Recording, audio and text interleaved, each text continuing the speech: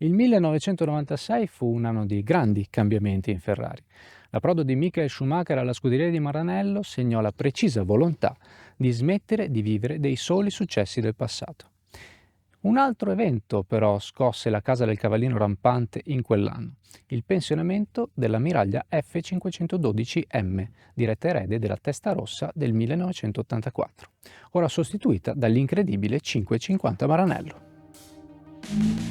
Con la 550 Maranello, il board Ferrari, presieduto da Luca Cordero di Montezemolo, aveva deciso di cambiare approccio, abbandonando l'eccesso tecnico con il 12 cilindri montato posteriormente e le linee estreme della generazione Fioravanti, tornando al concetto di GT comoda e fruibile, condotta da gentleman driver e non da aspiranti piloti da corsa. Dopo la spettacolare presentazione al Nürburgring, la nuova ammiraglia GT della casa di Maranello venne prodotta per 6 anni, prima di cedere lo scettro alla sua evoluzione, la 575M Maranello, che restò in produzione sino al 2006. Le uniche versioni diverse dalla standard furono la Michael Schumacher Edition del 98, realizzata in base alle specifiche della 550 personale del pilota in soli 13 esemplari, la WSR World Speed Record del 99, realizzata in 33 esemplari per celebrare il record stabilito dalla 550, consistente nella più elevata velocità media per una vettura di produzione su una gara della durata di 24 ore. La 550 Maranello barchetta Pininfarina del 2000, prodotta in 448 esemplari.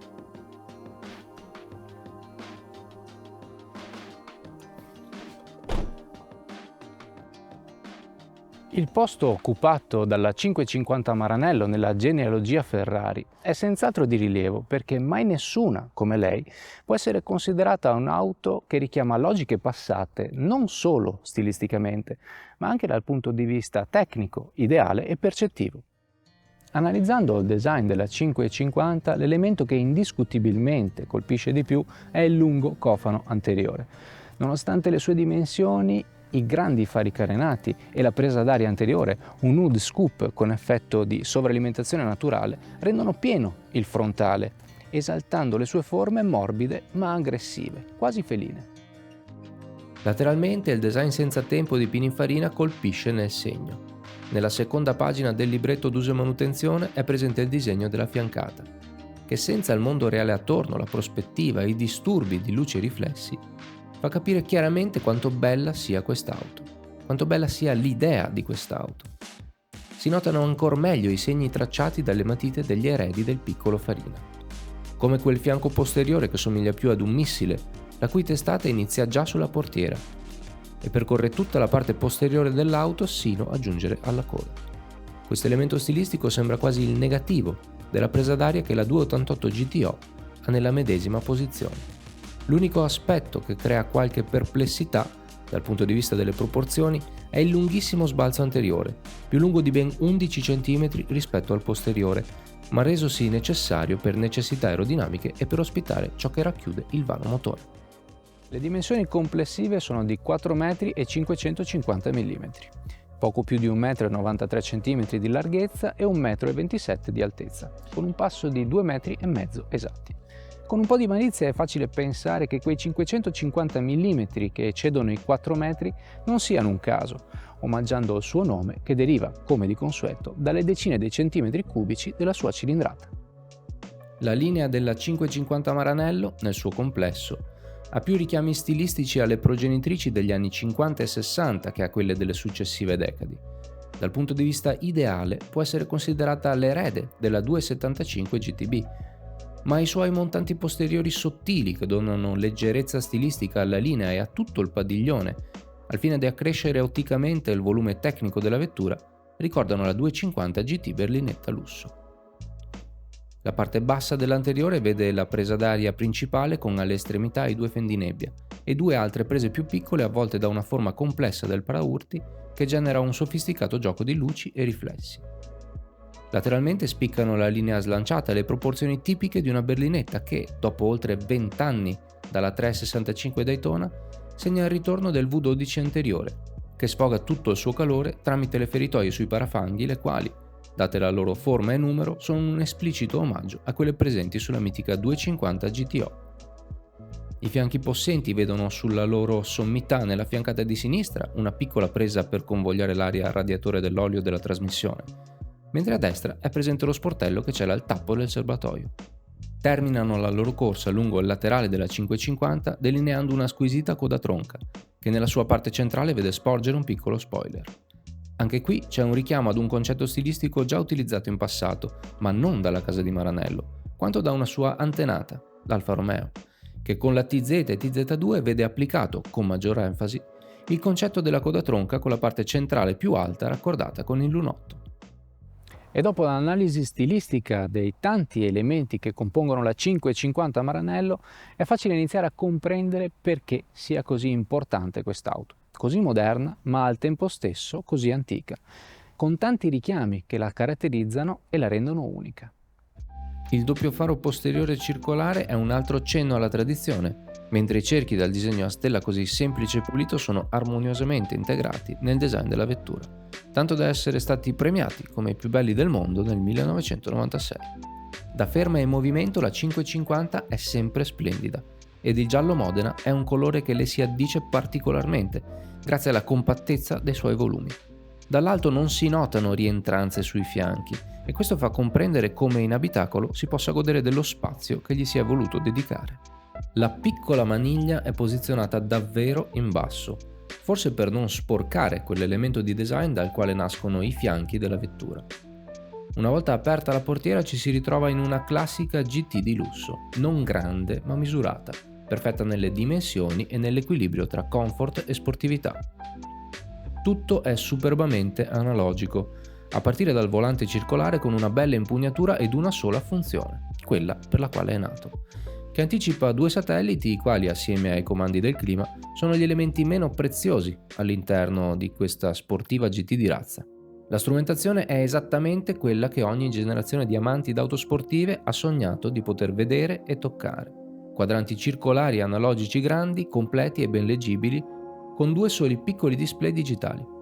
Poco a lato, altri 3 piccoli strumenti circolari aiutano a tenere sotto controllo temperatura e pressione dei liquidi, scelta in contrasto con le mode degli ultimi 15 anni che privano il conducente dei dispositivi utili a valutare in tempo reale i parametri del mezzo. C'è tanta circolarità negli interni della 550, bocchette di aerazione, strumenti, tasti, ma soprattutto una sfera magica, quel comando del cambio a cloche in alluminio che permette ai metalli del suo stelo e del selettore a griglia di emettere un suono ineguagliabile ad ogni cambiata. Ed è difficile spostare il focus da questo suono, nonostante vi siano molti altri elementi di pregio degni di nota e che caratterizzano appieno la 550 Maranello. Come i bellissimi e comodi sedili elettrici in pelle e connoli impreziositi dal simbolo del cavallino rampante sui poggiatesti, i pannelli porta dal disegno semplice e con l'impugnatura che sembra ispirata alla cloche di un aeromobile, il tunnel centrale alto ma non ingombrante, che fa sentire sempre perfettamente a proprio agio. La visibilità è davvero buona in ogni direzione e consente di godere di una splendida vista quando si scorgono le 3 gobbe del lunghissimo cofano anteriore e i fianchi posteriori dagli splendidi retrovisori esterni a goccia. Il bagagliaio non è molto spazioso, ma internamente all'abitacolo è sempre presente la panchetta posteriore trapuntata, sulla quale è previsto venga fissato, con le apposite cinghie, il set di valigie e schedoni su misura. E se la seconda pagina del libretto d'uso e manutenzione permette di assaporare il design della 550, nella prima è presente un'illustrazione dell'auto ai raggi X, dalla quale si capisce bene cosa c'è sotto la sua pelle. Ciò che si nota immediatamente è il vanomotore ricchissimo di componenti meccanici e viene quindi data chiara spiegazione del perché di questo frontale così pronunciato. Il suo motore, codice F133, è un V12 di 65 gradi superquadro, deriva da quello della 456 GT, ma è più leggero e potente. Vede le canne dei cilindri rivestite in Nicasil, l'albero motore su 7 supporti di banco e le bielle in titanio. La lubrificazione è a carter secco e la distribuzione a 4 valvole per cilindro con punterie idrauliche. Il disegno dei condotti di aspirazione a geometria variabile e delle valvole è derivato dal motore Ferrari di Formula 1 dei campionati 91 e 92. La stabilità è assicurata da uno schema sospensivo a ruote indipendenti a bracci oscillanti, molle elicoidali e ammortizzatori a gas regolati elettronicamente e con barra stabilizzatrice. I pneumatici da 255 mm all'anteriore e 295 al posteriore avvolgono cerchi in magnesio da 18 pollici con canale da 8 pollici e mezzo e 10 pollici e mezzo. Il rigido telaio della 550 è tubolare, sul quale sono saldati i pannelli in alluminio, acciaio e ferran, che permette la saldatura tra i due materiali. L'aerodinamica della vettura è stata affinata grazie a 4.800 ore spese in galleria del vento, che le sono valse un CX di 0,33. Anche il sottoscocca piatto è stato oggetto di particolare attenzione. Ma il lato più eccitante di quest'auto riguarda senz'altro il suo comportamento dinamico.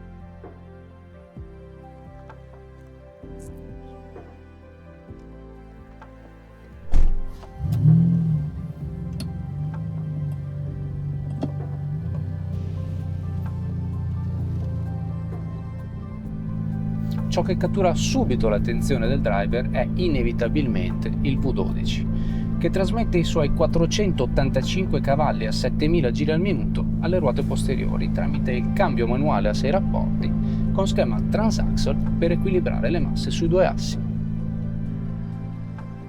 Il valore di coppia massima è pari a 563 Nm a 5000 giri, ma questi numeri non rendono giustizia a ciò che la 550 riesce a trasmettere. Si percepisce subito che la coppia è tantissima anche al minimo e non c'è quindi da stupirsi se, analizzando la sua curva, scopriamo esserci quasi 400 Nm già a 1000 giri al minuto. Questi valori, ottenuti anche attraverso l'impiego di uno scarico a contropressione variabile con valvole di bypass sui silenziatori posteriori, conferiscono al motore un'incredibile elasticità, cruciale per un'esperienza di guida superlativa. I comandi rispondono con precisione alle aspettative. Lo sterzo, di peso ottimale, beneficia di una servoassistenza elettrica progressiva che bilancia in modo esemplare comfort e sportività. La frizione, sebbene robusta, risulta facile da dosare, così come il freno, solido ma ben modulabile. Il pedale dell'acceleratore, resistente come nelle supercar di un tempo, si allinea perfettamente alle esigenze di controllo della potenza, contribuendo a un'esperienza di guida profondamente coinvolgente e istintiva. È un'auto facile e dalla quale è altrettanto semplice dare confidenza. Forse quindi è un bene che sia stata dotata del controllo elettronico di trazione. E come disse nel 96 Amedeo Felisa, allora direttore tecnico di Ferrari, quest'ingerenza dell'elettronica grazie all'ESR che taglia la coppia al motore e agisce sulle pinze dei freni per evitare il pattinamento, è finalizzata più al miglioramento delle prestazioni che all'addomesticamento dell'auto. Ad ogni modo, questo tentativo di imbrigliare la potenza è tarabile grazie al pulsante Sport sulla plancia ed è altresì completamente escludibile. Ciò che fa sentire l'auto durante la guida è tutt'altro che filtrato, ma la sensazione che lascia è un qualcosa di morbido, delicato e non rude. Nonostante la ferocia della spinta e la colonna sonora che, almeno in questo esemplare dotato di marmitte Super Sprint, è senz'altro coinvolgente e ben presente in abitacolo a quasi ogni regime. Il sound, che qui troviamo pieno e metallico anche agli alti giri, con le marmite di serie è da considerare sin troppo sommesso. D'altra parte questa 550 è una vera GT, che consente di essere utilizzata molto più di quanto lasciassero fare la Testarossa e le sue progenitrici.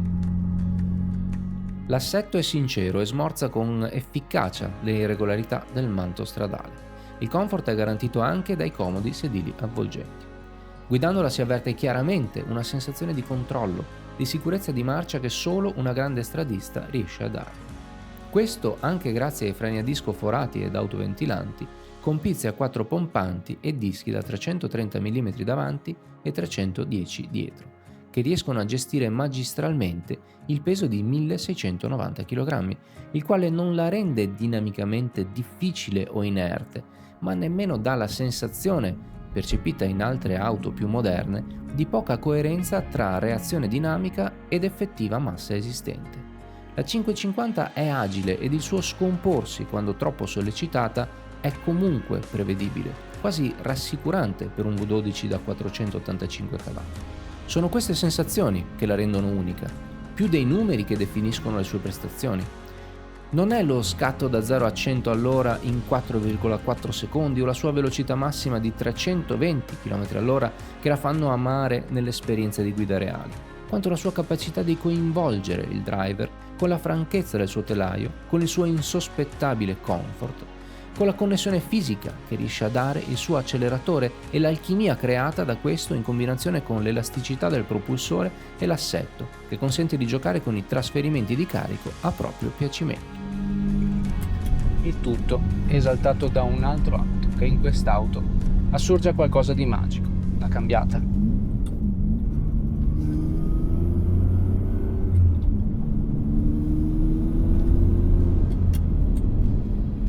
Il comando della trasmissione a 6 rapporti è, in sostanza, l'ultima evoluzione di qualcosa che ha rappresentato la casa di Maranello per generazioni. Manovrare il suo pomello sferico in alluminio lucidato che si muove deciso nel selettore a griglia è pura poesia. Serve aspettare che gli ingranaggi si scaldino, altrimenti la cambiata è più lenta del rapido scendere dei giri del motore per i molti attriti del V12, ma una volta in temperatura i clac arrivano e diventa la più emozionante esperienza di guida analogica che si possa sperimentare. La 550 Maranello è l'auto perfetta da guidare. Sembra di averla sempre conosciuta. È esattamente ciò che quelli della nostra generazione hanno sempre immaginato debba essere una GT sportiva. È il compromesso perfetto tra sportività e comfort. Non ha più anime, ma solo un suo carattere, una sua personalità. Ed è fantastica. V12 anteriore, cambio manuale con selettore a griglia, design senza tempo con richiami stilistici a modelli di decadi precedenti. La 550 è un esempio di classicismo contemporaneo, nello stile e nella guida.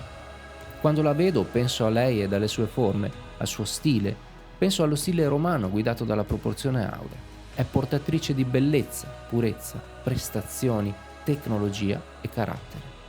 Sarebbe possibile darle di più? Forse sì, ma sarebbe troppo. La semplicità derivata dal compromesso della 550 fa riflettere sull'opportunità dell'eccessiva complessità delle vetture più moderne, con tanti setting per far avere loro anime differenti. C'è qualcosa di male nell'avere un carattere unico, definito? Nella grande complessità della società attuale è difficile esprimersi proprio perché qualsiasi cosa si dica o si faccia non si sa cosa aspettarsi. Chi sto offendendo oggi esprimendomi liberamente? Forse sarebbe il caso di essere più come la 550, più noi stessi, più decisi nello scoprire chi siamo e dove vogliamo andare, e più comprensivi verso chi è differente da noi, rispettandolo proprio perché anche lui ha avuto il coraggio e la forza di scoprire chi è davvero. Un tempo, acquistando un'auto, vi erano delle decisioni da compiere per renderla più simile a quello che desideravamo. L'allestimento, il colore o, se disponibile, la presenza o meno del tettuccio. Potevamo quindi scegliere il vestito, le scarpe o il cappello, ma il carattere, quello rimaneva sempre il medesimo. Le identità specifiche sono importanti. È per questo che collezioniamo auto storiche, perché hanno una loro propria personalità. Se ciò che abbiamo ora sono auto che non hanno una loro natura, perché unicamente dedite a soddisfare ogni nostro bisogno, che senso avrà collezionarle? Saranno tutte uguali. Altre Ferrari, anche a lei successive, vedono richiami stilistici alle berlinette degli anni 50 e 60, ma la 550 Maranello, oltre a questi, riesce a evocare la definitezza di un carattere. Un carattere che oggi, probabilmente, è ciò che più manca alla produzione automobilistica contemporanea, che si adatta all'utente abdicando in personalità. E a pensarci bene, forse questo problema non affligge solamente l'automobilismo.